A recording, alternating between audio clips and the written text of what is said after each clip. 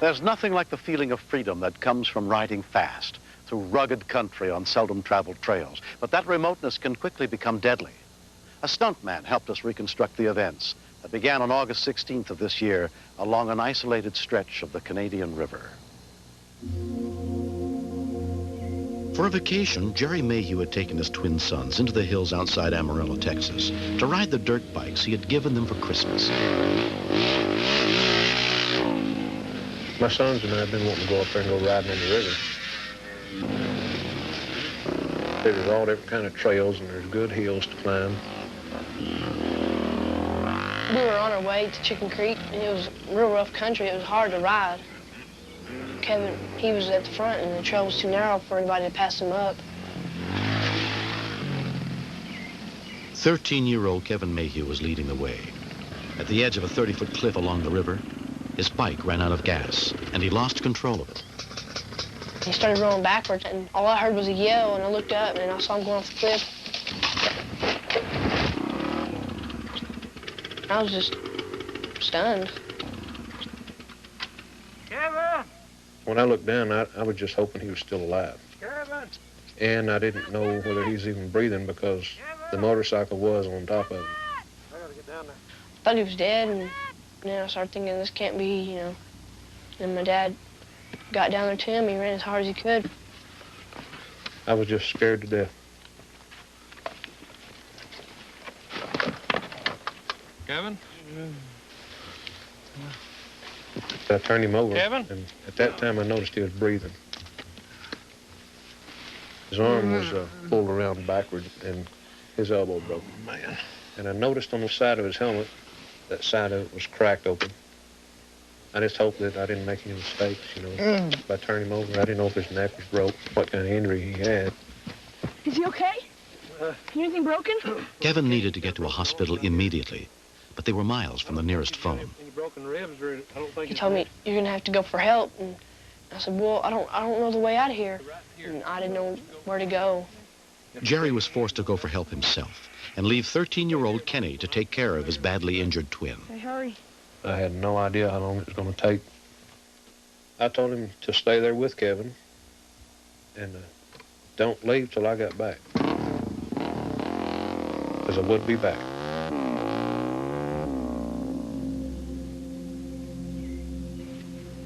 His elbow was real blue.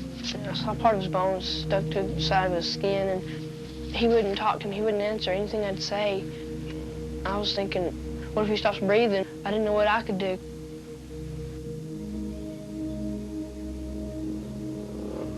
I didn't know what was going to happen. I was just afraid that he was going to be dead when we got back.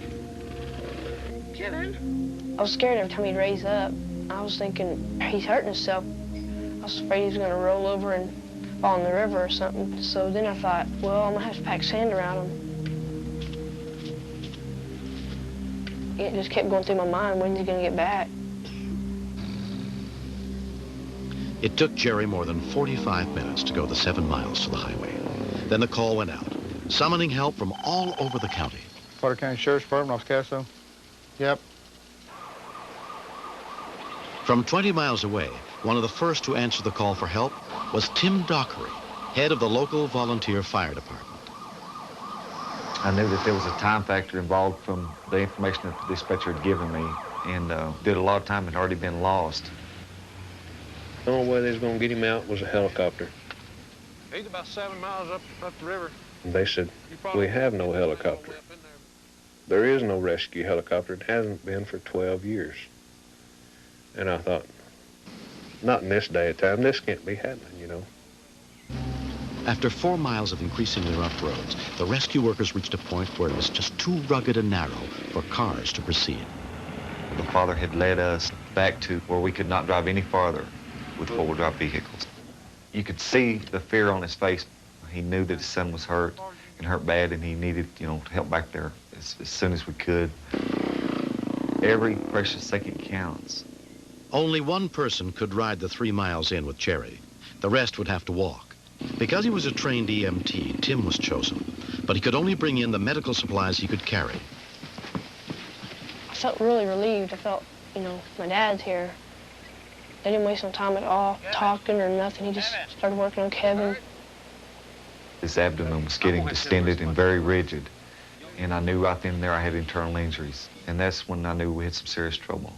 Got to get the rest of my gear in here. If you've got internal injuries and possible back injuries, one wrong move by any one of us could have paralyzed him or even fatally wounded him. We could not carry him out. Kenny had packed him in sand to keep him from rolling off in water. So the best thing I could do was just leave him there. The boy needed a trauma surgeon's what he needed. To get Kevin out safely, they had to find a helicopter. But Tim's hand radio was not powerful enough to reach anyone. Oh, Kelly, Emergency Management Coordinator.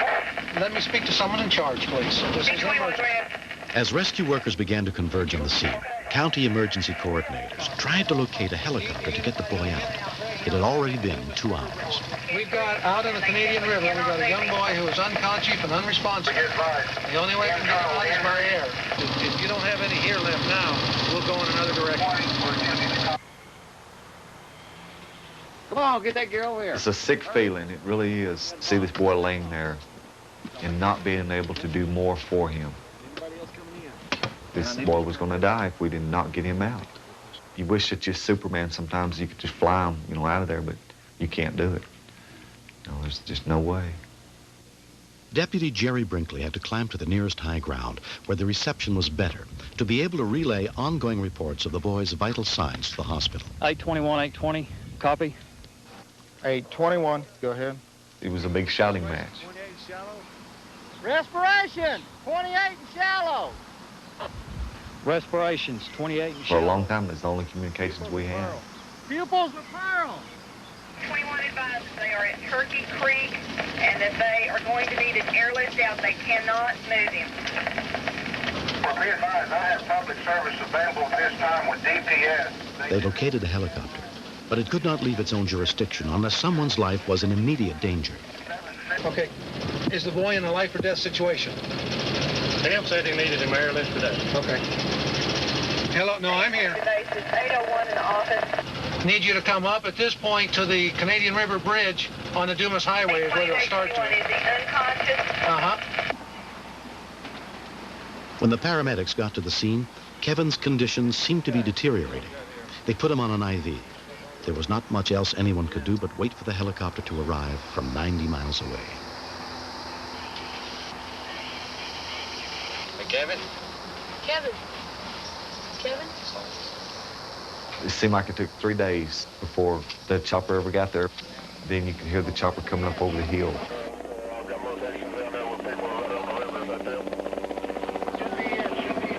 It was a very good sight to see that chopper come over that hill. Spark Service lady's got some flares there or something on top of the ship.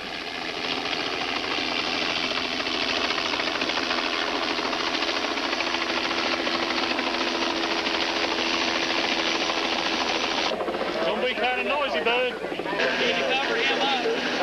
Okay.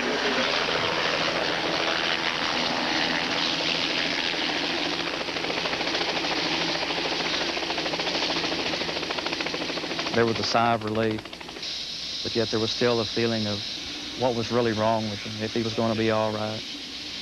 The 13-year-old boy has a lot of life left in him.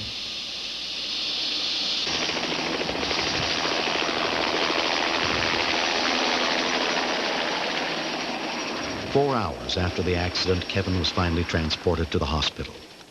His kidney had been punctured, and he underwent surgery for a severely broken elbow.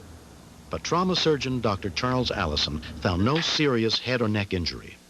I feel that this patient's outcome was influenced very strongly by the protective equipment that he had in place at the time of the accident. He had a helmet on, shoulder and rib protection, and also some pads to the lower legs.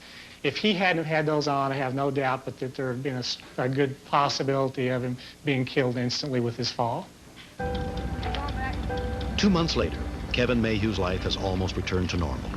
His kidney is healed, and his cast will be removed within a few weeks. His family remembers more about the accident than he does.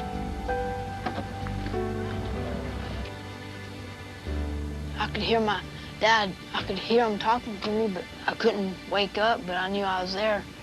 I could hear the helicopter running and feeling him lift me off the ground in the helicopter. I hardly don't know anymore what happened then on. I can say that the reward goes to all the paramedics who got there to him. They all done a terrific job. And the most credit goes to is Kenny, because he stayed there with Kevin. That has to be the bravest thing that a boy can do, is stay with his brother like that for that long a time. Here's money to give me grips. It's ripped. This experience has changed a lot the way I feel with my brother. I just want to give him as much support as I can. Sometimes during the accident, I worry about he'd die or something.